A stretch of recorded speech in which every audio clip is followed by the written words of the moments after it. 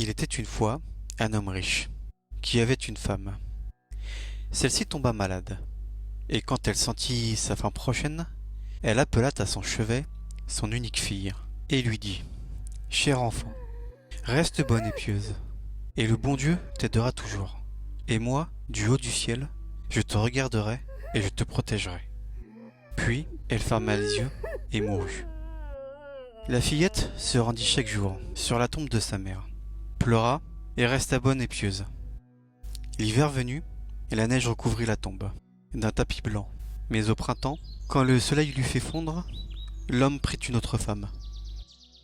La femme avait emmené avec elle ses deux filles, qui étaient jolies et blanches de visage, mais laides et noires de cœur. Alors, de bien mauvais jours commencèrent pour la pauvre belle-fille. « Faut-il que cette petite oie reste avec nous, dans la salle ?» dirent-elles. « Qui veut manger du pain doit le gagner. Allez, oust, souillons !» Elles lui enlevèrent ses beaux habits, la vêtirent d'un vieux tablier gris, et lui donnèrent des sabots de bois. « Voyez un peu la fière princesse, comme elle est accoutrée !» s'écrièrent-elles, en riant, et la conduisirent à la cuisine. Alors, il lui fallut faire, du matin au soir, de durs travaux. Se lever bien avant le jour, porter de l'eau, allumer le feu, faire la cuisine et la lessive. En outre, les deux sœurs lui faisaient toutes les misères inimaginables. Se moquaient d'elle, lui renversaient les pois et les lentilles dans les cendres, de sorte qu'elle devait recommencer à les trier. Le soir, lorsqu'elle était épuisée de travail, elle ne se couchait pas dans un lit, mais devait s'étendre, près du foyer, dans les cendres. Et, parce que cela lui donnait toujours un air poussiéreux et sale, elles l'appelèrent Cendrillon. Il arriva que le père voulut un jour se rendre à la foire. Il demanda à ses deux belles-filles ce qu'il devait leur apporter. « De beaux habits, dit l'une. « Des perles et des pierres précieuses, dit la seconde. »« Et toi, Cendrillon ?» demanda-t-il. « Que veux-tu ?»« Père, le premier rameau qui heurtera votre chapeau, sur le chemin du retour, cueillez-le pour moi. » Il acheta donc de beaux habits, des perles et des pierres précieuses pour les deux sœurs. Et, sur le chemin du retour, en traversant à cheval un vert bosquet, une branche de noisetier l'effleura et fit tomber son chapeau. Alors, il cueillit le rameau et l'emporta. Arrivé à la maison, il donna à ses belles-filles ce qu'elles avaient souhaité, et à Cendrillon, le rameau de noisetier. Cendrillon le remercia, et s'en alla sur la tombe de sa mère. Et y planta le rameau, en pleurant si fort que les larmes tombèrent dessus, et l'arrosèrent. Il grandit cependant, et devint un bel arbre. Cendrillon allait 3 fois par jour pleurer et prier sous ses branches. Et chaque fois, un petit oiseau blanc venait se poser sur l'arbre. Quand elle exprimait un souhait, le petit oiseau lui lançait à terre ce qu'elle avait souhaité.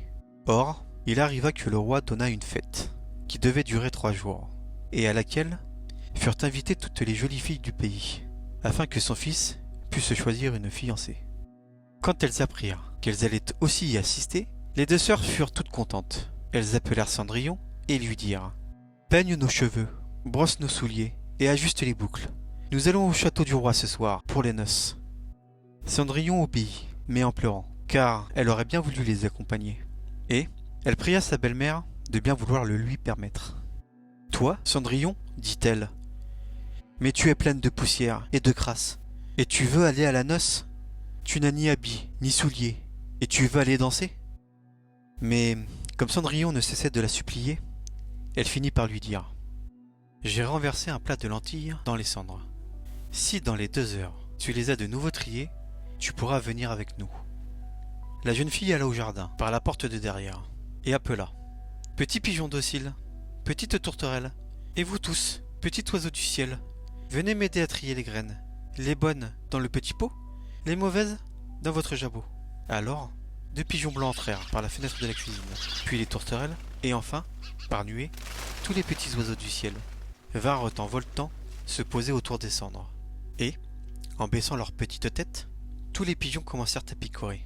Et les autres s'y mirent aussi, et ils amassèrent toutes les bonnes graines dans le plat. Au bout d'1 heure à peine, ils avaient déjà terminé, et s'envolèrent tous de nouveau.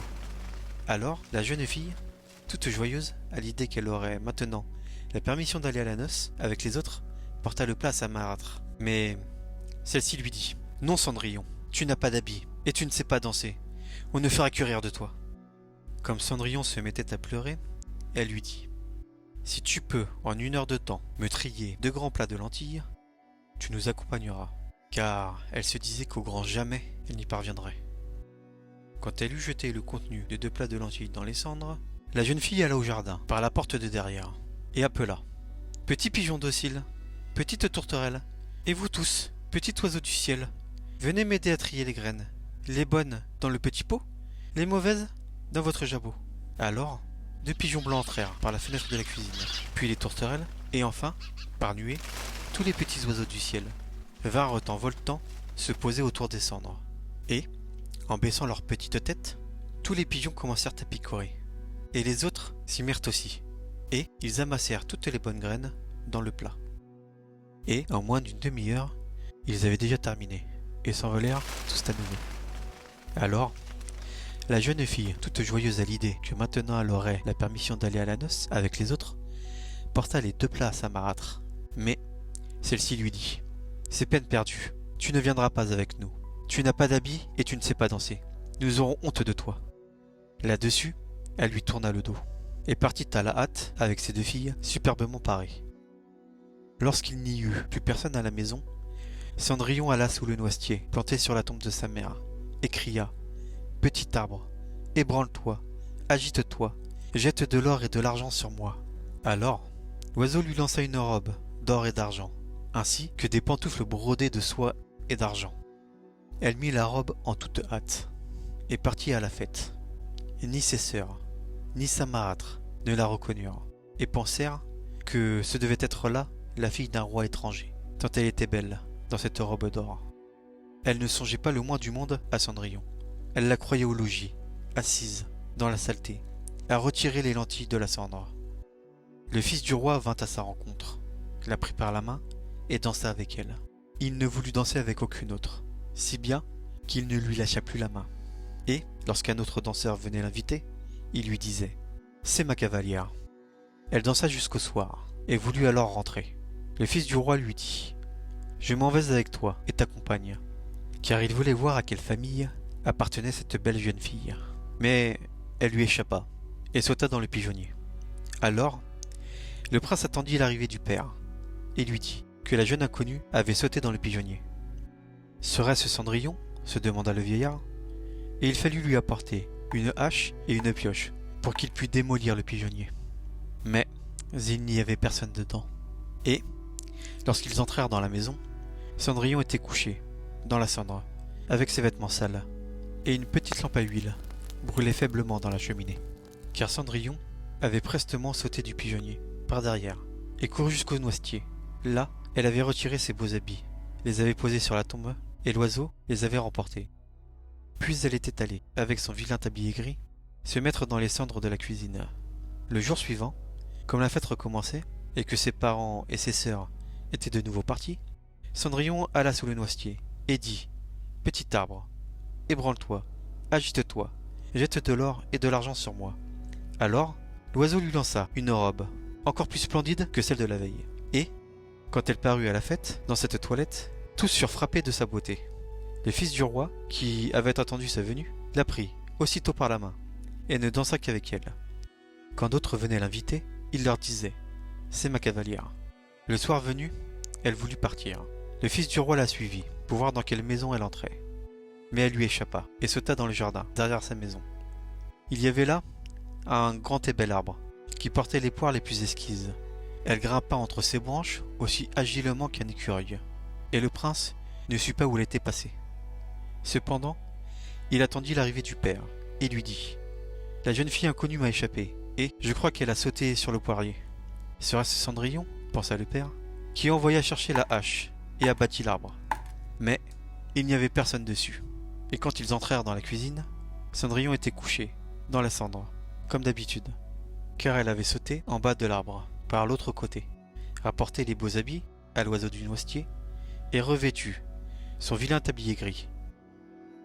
Le 3e jour, quand ses parents et ses sœurs furent partis, Cendrillon retourna sur la tombe de sa mère, et dit au noisetier: « Petit arbre, ébranle-toi, agite-toi, jette de l'or et de l'argent sur moi. » Alors, l'oiseau lui lança une robe, qui était si somptueuse et si éclatante, qu'elle n'en avait encore jamais vu de pareille, et les pantoufles étaient toutes en or.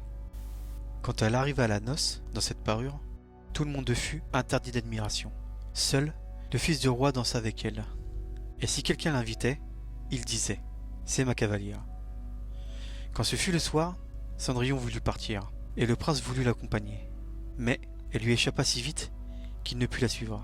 Or, le fils du roi avait eu recours à une ruse. Il avait fait enduire de poids tout l'escalier, de sorte qu'en sautant pour descendre, la jeune fille y avait laissé sa pantoufle gauche, engluée. Le prince la ramassa. Elle était petite et mignonne, et tout en or. Le lendemain matin, il vint trouver le vieil homme, avec la pantoufle, et lui dit « Nulle ne sera mon épouse que celle dont le pied chaussera ce soulier d'or. » Alors les deux sœurs se réjouirent, car elles avaient le pied joli. L'aînée alla dans sa chambre, pour essayer le soulier en compagnie de sa mère. Elle ne put y faire entrer le gros orteil, car la chaussure était trop petite pour elle. Alors, sa mère lui tendit un couteau, en lui disant « Coupe-toi ce doigt. Quand tu seras reine, tu n'auras plus besoin d'aller à pied. » Alors, la jeune fille se coupa l'orteil, et fit entrer de force son pied dans le soulier. Et, contenant sa douleur, elle alla trouver le fils du roi. Il la prit pour fiancée, la mit sur son cheval, et partit avec elle. Mais il leur fallut passer devant la tombe. Les deux petits pigeons s'y trouvaient, perchés sur le noisetier. Et ils crièrent « Voyez-la dans la pantoufle, du sang il y a. Bien trop petit était le soulier, encore au logis la vraie fiancée. » Alors, il regarda le pied, et vit que le sang en coulait. Il fit faire demi-tour à son cheval, et ramena la fausse fiancée chez elle. Dit que ce n'était pas là la véritable fille, et que l'autre sœur devait essayer le soulier. Celle-ci alla dans sa chambre, fit entrer l'orteil, mais son talon était trop grand. Alors, sa mère lui tendit un couteau, et lui dit « Coupe-toi un bout de talon. Quand tu seras reine, tu n'auras plus besoin d'aller à pied. » La jeune fille se coupa un bout de talon, fit entrer de force son pied dans le soulier, et, contenant sa douleur, s'en alla trouver le fils du roi. Il la prit alors pour fiancée, la mit sur son cheval, et partit avec elle. Quand ils passèrent devant le noisetier, les deux petits pigeons s'y trouvaient perchés, et crièrent « Voyez-la dans la pantoufle, du sang il y a. Bien trop petite était le soulier, encore au logis la vraie fiancée. » Le prince regarda le pied, et vit que le sang coulait de la chaussure, et teintait tout de rouge les bas blancs. Alors, il fit faire demi-tour à son cheval, et ramena la fausse fiancée chez elle. « Ce n'est toujours pas la bonne, dit-il. N'avez-vous point d'autre fille ?»« Non, dit le père. Il n'y a plus que la fille de ma défunte femme, une misérable Cendrillon malpropre. C'est impossible qu'elle soit la fiancée que vous cherchez. » Le fils du roi dit qu'il fallait la faire venir, mais la mère répondit « Oh non, la pauvre est bien trop sale pour se montrer. » Mais il y tenait absolument, et ils durent appeler Cendrillon. Alors, elle se lava d'abord les mains et le visage, puis elle vint s'incliner devant le fils du roi, qui lui tendit le soulier d'or. Elle s'assit sur un escabeau, retira son pied du lourd sabot de bois, et le mit dans la pantoufle, qui lui talait comme un gant. Et quand elle se redressa, et que le fils du roi vit son visage, il reconnut la belle jeune fille avec laquelle il avait dansé, et s'écria « Voilà la vraie fiancée. » La belle-mère et les deux sœurs furent prises de peur, et devinrent blêmes de rage. Quant au prince, il prit Cendrillon sur son cheval, et partit avec elle. Lorsqu'ils passèrent devant le noisetier, les deux petits pigeons blancs crièrent « Voyez-la dans la pantoufle, du sang point il n'y a. Point trop petit était le soulier. Chez lui, il mène la vraie fiancée. » Et après ce roucoulement, ils s'envolèrent tous deux, et descendirent se poser sur les épaules de Cendrillon. L'un à droite, l'autre à gauche, et ils restèrent perchés. Le jour où l'on devait célébrer son mariage avec le fils du roi, ces deux perfides sœurs s'y rendirent, avec l'intention de s'insinuer dans ses bonnes grâces, et d'avoir part à son bonheur. Tandis que les fiancés se rendaient à l'église, l'aînée marchait à leur droite, et la cadette à leur gauche. Alors, les pigeons crevèrent un œil à chacune d'elles. Puis, quand ils s'en revinrent de l'église, l'aînée marchait à leur gauche, et la cadette à leur droite. Alors, les pigeons crevèrent l'autre œil à chacune d'elles. Et c'est ainsi qu'en punition de leur méchanceté et de leur perfidie, elles furent aveugles pour le restant de leur jour.